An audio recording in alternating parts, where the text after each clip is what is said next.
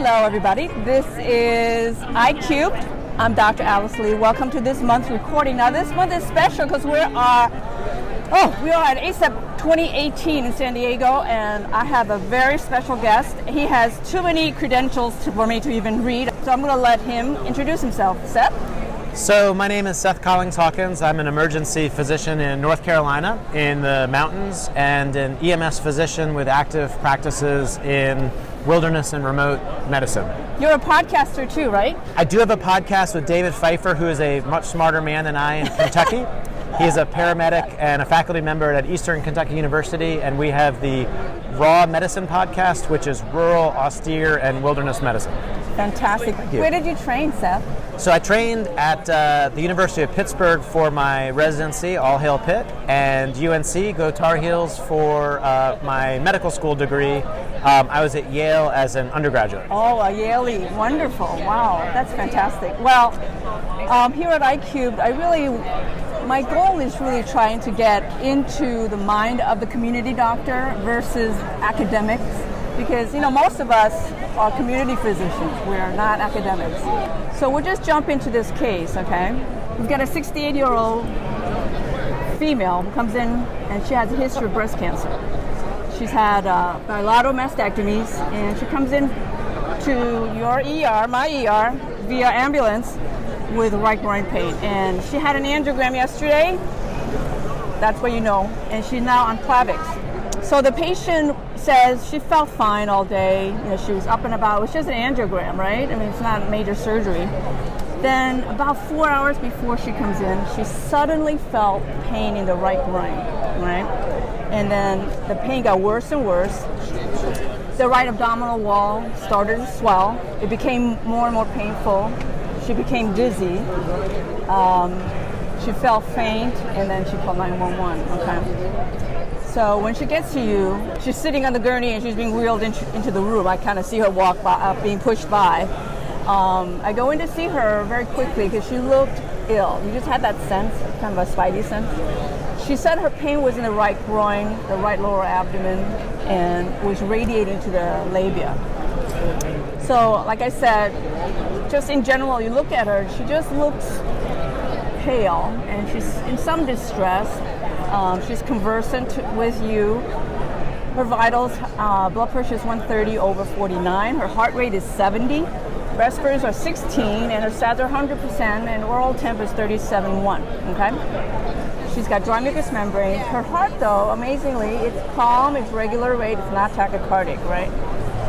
We get her on the bed. I do a quick exam on her. She's got a soft belly, except the right groin has this large, swollen hematoma. It's not raised up like a tent or anything, but it's swollen, and it actually extends up to cover much of the right lower quadrant abdominal wall. I'll show you a picture in just a second, but it's very tender. So the dressing, though, interestingly, the dressing is very dry. There's no blood.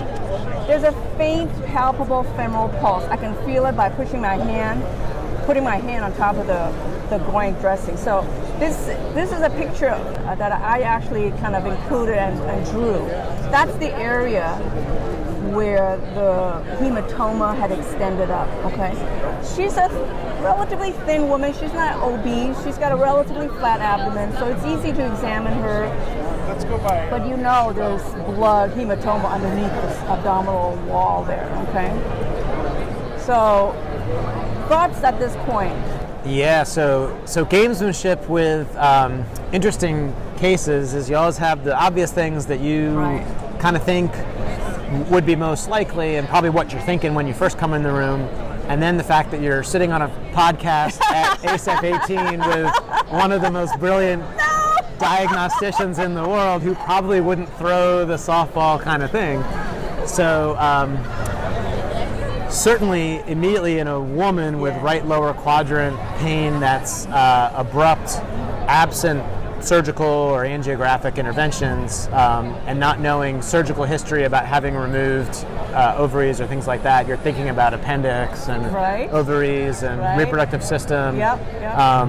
Then things like groin strain or local trauma, regardless of the intervention the day before, but then knowing that there had been this That's key. angiogram, Yeah, that's key, right? the mind clearly turns quickly to internal bleeding or to clot formation or dissections or other hemorrhagic concerns, which I think would be the biggest thing on my mind, knowing that it looked like a hematoma, that there was visible swelling, which argues more against things like appendicitis or infectious kind of elements, and that that she'd had that procedure, and that it was so tender focally right on that site. Very tender. Yeah. Then the zebra fake out, where the fact that she had this procedure the day before is actually completely irrelevant, and in fact she fell down the stairs onto a Lego, and she's got a Lego embedded in it that then sealed over. Any kind of studies you would do at this point with this much information or this encounter so far? Yeah, I think mostly because as a community physician, I'm always thinking about the next step of what unreasonable my consultants are going to want to have had me done. I would get the C-reactive protein going immediately. No, I'm kidding. I'm kidding. I joke. I jest. Although I have to say, I have gone down squirrely roads by compulsion from specialists. But for me, for my own kind of knowledge, I think even though the heart rate is normal and she doesn't look to have any kind of anemia considerations, anytime remember, she's pale. She's pale, and we don't know if she's on any beta blockade or anything that would prevent sort of a hemodynamic response to that. I would definitely check a CBC, which gets me information in real time about her blood counts, both for anemia but also for signs of infection. And then in general, I throw a metabolic panel on that because the tech asked me why I didn't order it, and the consultant I tried to admit them to wonders what the chloride was. So there it is. And then early on in a busy, I work in the busiest non-trauma center in Western North Carolina, where we see over 60,000 patients a year. So whether or not you're in academia, many of us face that volume compulsion. So I'd actually probably get imaging in for her early, because I'm basically lobbying for this woman who my spidey sense is sick. So either ultrasound or CT, I think, would be my first go-to to try to determine what the nature was of that mass. So my thought when I see her, I've had 5 minutes with her. This is within that first 5-10 minutes of her presenting to me. I'm thinking, okay, this is a stable but very ill-looking woman. There's a very alarming physical finding, which is that she's got a large hematoma and she's very tender. She just had an angiogram and she's on Plavix. She's stable, so I have a little bit of time to play with her. She's probably bleeding from that angiogram. Well, how is it dissecting? Is it what? I don't know, but she's probably bleeding because she looks as pale as a ghost, So I say 2 IVs, get the workup started, because she's got normal blood pressure and vital. She's not tachycardic, although you know what? The point you make about the beta blocker, I've made so many times in my screencasts. We have to be very careful to not read too much into the lack of a tachycardia, because so many of our elderly are on beta blockers. So I've made that point to many of our my guests and my previous cases, but that's a really excellent point. We have to always remember that. So with her, I've got the IVs, I'm ordering things. I'm going to watch her very closely. I ordered the CBC and the CMP. I've got the troponin just in case it's cardiac related, because she just had an angiogram yesterday. I'll type and screen her. I'll get an EKG, I'll get a chest X-ray. So I have a question. Yeah. What would you do with the troponin if it was positive? That is what you call it? A rabbit hole. A rabbit hole. Story of my life. Do you have the high sensitivity yet? No. We just started the high sensitivity, so we basically have to still do 0, 2, and 4 hours for almost everybody, because I've got a geriatrics ER, right? Yeah.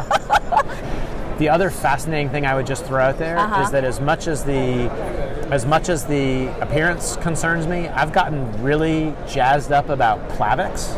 Why? Clopidogrel, because particularly for me, the CREST study.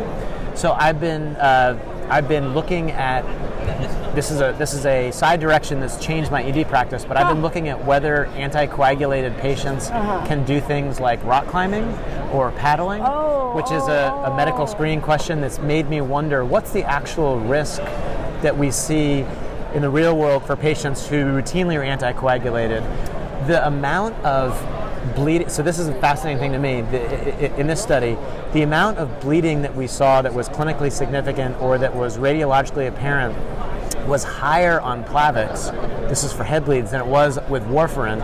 I've started to think that we may dramatically underestimate, which the other really interesting twist to that is this is a bit of an aside, but we get very, very excited about whether or not we can reverse anticoagulants, like the novel anticoagulants. Right. Like one of the arguments against using some of the novel anticoagulants historically has been that they can't be reversed. Right. Nobody talks about that with Plavix.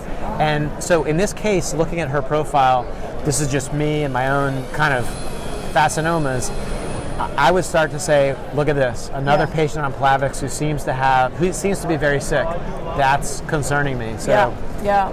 All right. So, I'm trucking along, as I always do in my ER. I'm very, very busy ER. I go back to my station.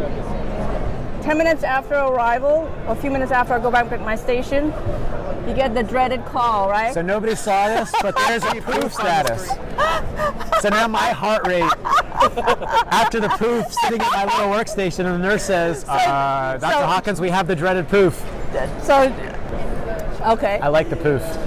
Okay, so the dreaded Dr. Lee. I was just going to say, that's what the non-visual element is, and then her heart rate is 70, but mine is 120. Yeah, so this is 10 minutes after she gets here. Yeah. I already know she's sick, so now my heart is racing at 150, right?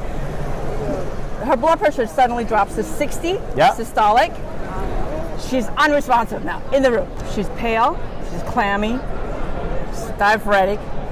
The groin dressing's unchanged. I'm looking at it, it's not bloody, but the hematoma in the groin and the abdominal wall looks bigger. So what do you do, right? Yeah. Direct pressure. Yeah. So I applied really strong pressure with the heel of my hand really hard, and you know what? She yelps in pain. I'm like, thank God, she's alive. We like her suddenly responsive. So even though I felt bad hurting her, I was like so grateful she was still alive. So then on my way into the room, a nurse outside says, do you want me to bring the FemStop device? I'm like thinking to myself, sure, whatever. So I had no idea what this FemStop device is, but you can see on the screen a picture of the FemStop, which is basically a tourniquet across the pelvis, but has a specific implement that'll hang over the right groin or the left groin. And it's Velcro based, and you just pull on that thing and you just apply very strong pressure over the groin. So I've got the heel of my hand on the groin. I release my hand. We put her in Trendelenburg. We got the FemStop going. I stat call. I need emergency blood right now. I have no idea what's happening, right? Yeah. I don't know where she's bleeding into. She's got an entire pelvis to bleed into. Yep. She's got an entire abdominal cavity to bleed into. No, I've been an ER doc for 26 years. I don't get nervous much anymore. I really don't. But this one made me nervous. So in the meantime, maybe it's to alleviate my anxiety, I continue to talk to the patient, because remember, she yelped in pain, right? Yeah, So I know she's alive. She says to me, I'm holding her hand. She looks at me, she goes, am I gonna die? Am I gonna die? And I didn't know what to say, but I said, not on my watch, you're not. In the meantime, this is how I'm feeling inside, right? Because I didn't know if I really believed what I said. Yeah. So I put her in Trendelenburg, and we get the blood coming, and I'm putting up a series of vitals because I want you to kind of see the sort of that few minutes that I was in there.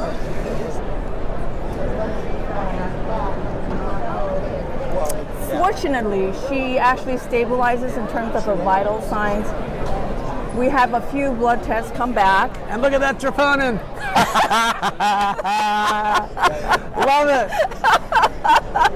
So the white count is 11. So we talked about getting H&H, and I make this point all the time. Her H&H is 11 and 34, but I make this point all the time. It really doesn't reflect how much blood she's losing, right? She looks pale as a ghost. She doesn't have an 11 hemoglobin, right? The electrolytes are not that remarkable, but troponin I is 0.87. And one quick thing I'd say about the blood counts, and again with gamesmanship with consultants, we are trained. So the thing I love is talking to a cardiologist about a STEMI, and they ask what the troponin is, and you're like, no. I know. We deal with minimal information, maximal patient evaluation. So you knew when she came in that she had a hematoma, probably. You knew she was pale, and you knew that she was sick.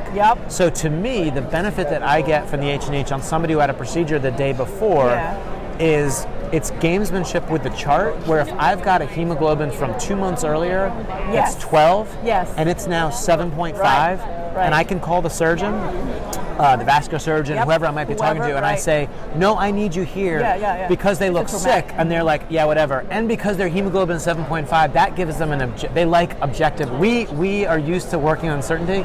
They're like, whoa, we'll wait for the hemoglobin. So anyway, just a second. You're right. No, I think that's a really good point. So I take a big breath, sigh of relief. Her blood pressure stabilized. She's got the blood infusing. The femstop is in place. I send it off to CT scan. If you are a regular follower of the iCubed, you know that I love scans. I love to show scan. I love to explain scans. And so here's a CAT scan for this woman who's now finally stabilized. So let's see what it shows here. So if you're a regular follower of me in clinical practice, you would know I love to have scans explained to me. I love getting scans and having somebody say, look at this fascinating scan. Really. So this is at the level of the liver, right? So you've got liver on the computer's left and the patient's right, obviously. So I'm going to let that start moving, and you can see the liver, it's going down further and further into the pelvis, in the abdomen, and now there's an asymmetry here, all right? So this is probably about mid or just below the umbilicus. You can see there's an asymmetry between the right side of the patient and the left side, and we'll just continue going on there. Oh yeah, I love the radiology arrows, right? So the size of this hematoma is about 12 by 6. So you can see how it just keeps going down. And these are the hips, you see that? And then it goes sort of anteriorly. That mons pubis is right there. She was talking about the pain radiating into the labia. Remember that? Yes, she was. In the meantime, I called the vascular consultant, and he, fortunately, he believed me, and he came down pretty quickly, actually, to see the patient, see the CAT scan, and he took the patient to the OR.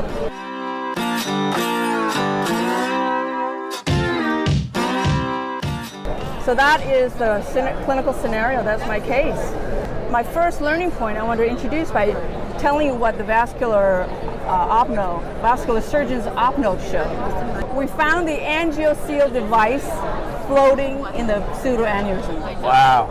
Do you know what an Angioseal is? Only in theory. I had never heard of it until this case, and then I had some other cases like it. So I just thought we would learn a little bit about Angioseal. I'll just show you a quick little blurb here. So what it'll do is, so if you can see, what essentially it does is, this top screen on the corner shows that the catheter is inside the artery, and it deposits a little silicone something or another that is supposed to seal the hole in the artery, right?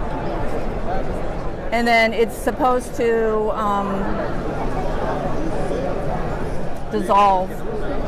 So when the op note said that the Angioseal device was floating in the pseudoaneurysm, it's referring to this little complex that's supposed to occlude the hole in the artery, but it was not. Mobilized. Yeah, so it's inside a pseudoaneurysm that formed after the angiogram.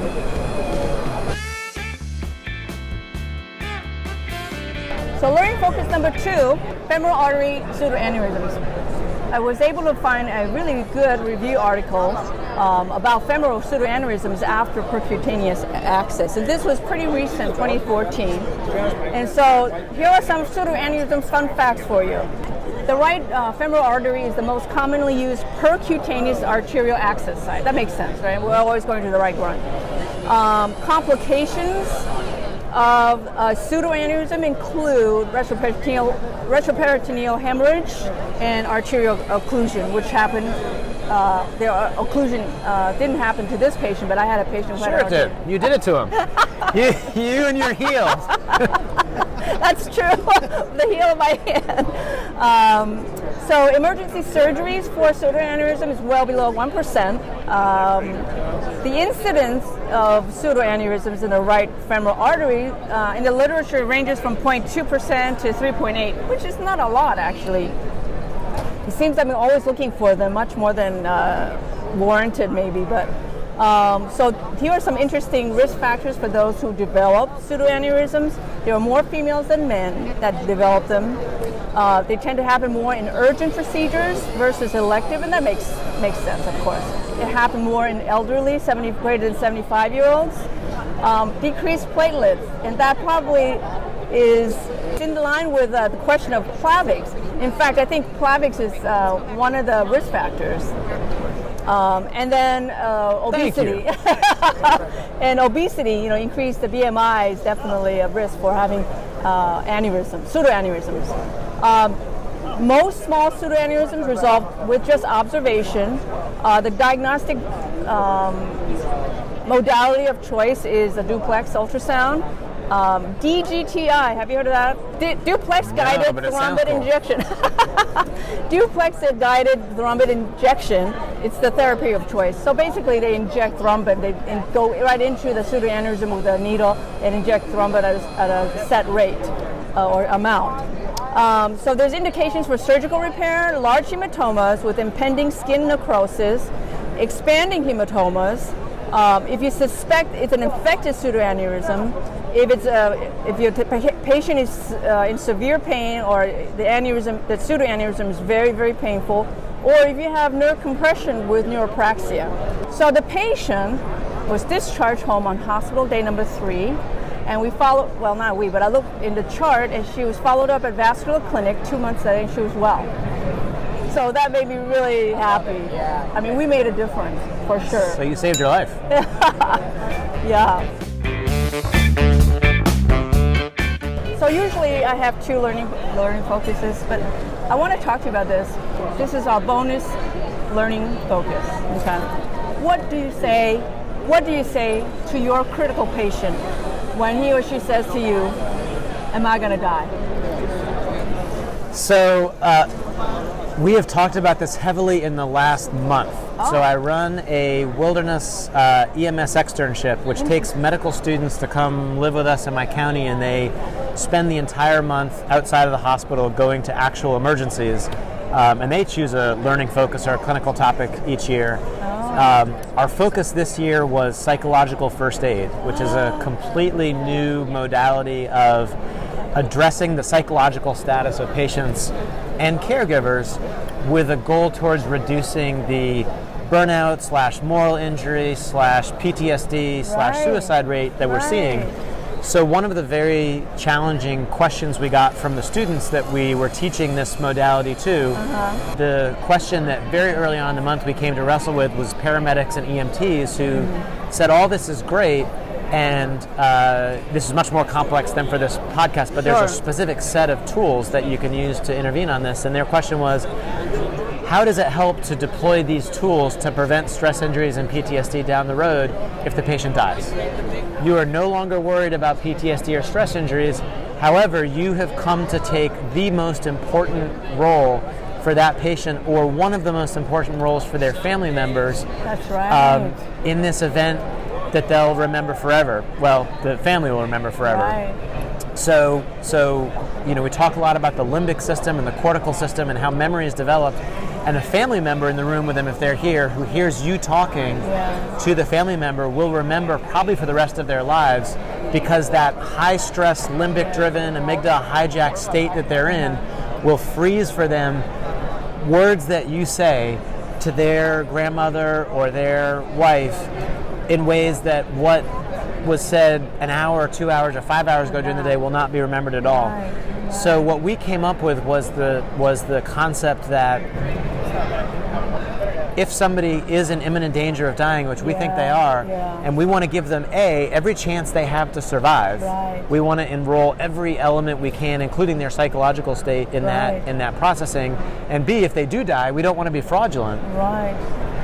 Is we came to feel that the messages that we wanted to get forward to them were ones about safety, ones about calmness, and assurance of positive outcome in whatever context we could package that in. So in somebody who's about to die, the tone that I want to give them, this is just for me personally, is not to say I'm going to prevent them from dying, because especially if there's family members in the room there, the tone that I would try to get across is, we're going to make sure this is okay. We're going to make sure that we take the best care of you that we can. We're going to make sure that this is going to be all right. Because ultimately, if the patient dies and I'm then talking to the family, the dialogue or the terrain I'm negotiating with them is not, why did you let them die when you promised they wouldn't? Right. But it's, you said it would be okay. Right. How is this okay? Right. In what world is this okay? Right. The other thing I think that does for us in a psychological first aid standpoint is a lot of what we talk about is the psychological first aid for us and our caregivers. And if my nurses are standing there at the bedside with no family members there at all, and if our entire mission is going to be, I am going to make sure you don't die, we a little bit fall into that burnout / moral injury / stress injury trap. We remember these patients that we were looking at them. I mean, this is the scariest patient for me, and the hardest patient to deal with is the one, we call it like walkie-talkie, when they come in. And then they're... those are the ones that keep me up at night. No, I think that what you're saying makes total sense to clinicians who have to deal with the death and dying all the time. But we're very often just fixated on the technical part of it, the textbook do's and don'ts and the procedures and the techniques. But when a human being is saying to you as another human being, am I going to die? Are you going to keep me from dying? I think I've broken it down in my mind a few different ways that we can respond. The way I responded was sort of bravado, right? No way, not on my watch, hell no. I'm a great doctor, you're not gonna die. So that's sort of one way of responding. It's almost reflexive because for me, I really didn't know how true that my sentence was because I was scared. I was scared that she was literally bleeding her entire blood volume into her abdominal cavity, right? So number one way of responding to that kind of a question is that kind of a bravado. Number two, some people can respond with a weakly hopeful type of, well, I don't think so, but we'll just do our best kind of response. There's another type of response that I have, certainly in my career earlier, is that you're just frozen. You have nothing to say when they are really critically ill and they say to you, am I going to die? And you just like, in your head, you're going, yes, you are, but you don't want to say that. So there's a frozen type of response. And then a fourth one that I came up with or thought of, a fourth way that I could have responded or other people could, is just sort of the non-abandonment type of a response where I don't know for sure, ma'am, but I'm going to be here with you. We're all here to help you. We're all going to try to get you through this really rough time. And I've actually said that many a times because that is very true. It's very honest and authentic kind of a response to the patient. And if I can throw something in there with that, please. which definitely emphasizes what you're saying, I think, and emphasizes the hell no response too, and maybe the benefits of that are, what the psychological first aid model would say is that there's three things that promote stress injury or that could start to impair a patient who's actively dying and their ability to put into play their own resilience tools to survive the episode. So it's when they feel helpless, it's when they feel overwhelmed, and when they feel alone. So those are three things that are easy to throw out, but when you really drill down to them, like those times when I've been in the emergency department and I thought I couldn't get an airway, and I was terrified, and I was starting to develop a stress injury or panic or become non-effective in my job. I felt helpless, like I couldn't do it. I felt alone, like there's no one who can get this airway, and I felt overwhelmed, like this is something which is bigger than I can take care of. So by not abandoning them and saying, we're here with you, not only have you said something which is true and potentially productive, but you've also started to address their feeling of being alone. One of the biggest fears people describe in dying is pain and feeling alone. Those are two of the biggest things when you ask people what they're afraid of. But then another element, so helpless and alone and overwhelmed are all addressed by saying, we're here with you, we're not going to abandon you. But the other interesting thing we found, and this is in the survival literature, when we talk about the tools to combat feeling helpless and overwhelmed and alone, there's 5 tools that this paradigm suggests. The 5th one is hope. And this is where I would suggest that you're saying not on my watch, while there may have been some bravado and some, maybe it was edgy because you were making promises that luckily came through but might not have been promise worthy. This is the survival literature. There are people who survive things that they absolutely should not have. And when you drill down on what it was, it is often faith or hope. So telling somebody who is dying, so she was actively dying. If you hadn't provided your heel tourniquet and given the other complication of arterial occlusion, her blood pressure of 60 could have become 40. She would not have been responsive and she would have died. By giving her hope and by instilling faith, there's actually evidence that makes a difference. So there's a clinical benefit to the language we use, not just like you're saying in like panic, but like actually engaging some of the elements of what they can bring to the table. Right.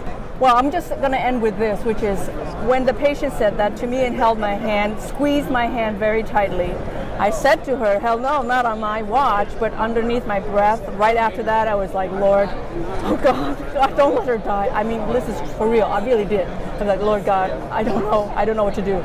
Don't let her die. Don't let her die. And for me, my faith is very, very important to me.